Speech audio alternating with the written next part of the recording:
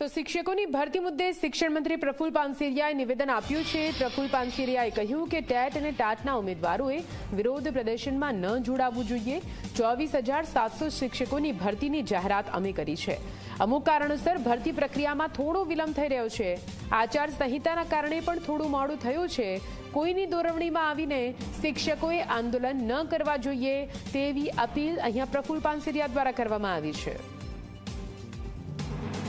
24,700 શિક્ષકો લેવા માટેની અને એ સમયે આદરણીય મુખ્યમંત્રીશ્રીના માર્ગદર્શન નીચે શિક્ષકોની ઘટ હતી અને એને પૂર્ણ કરવા માટેની સરકારે ઓફિશિયલી મીડિયા દ્વારા અને આપ સમક્ષ જાહેરાત કરી છે ને એનું શેડ્યુલ કોઈ જગ્યાએ 1-2 મહિના લેટ થયું છે। એના અનેક કારણો છે।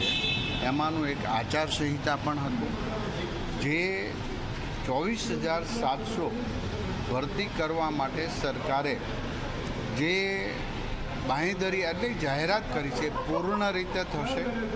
તમામ મિત્રોને હું વિનંતી કરું છું કે સરકાર તમામ પ્રકારની પ્રોસેસ શરૂ કરી છે, એમની જાહેરાત આપી દીધી છે।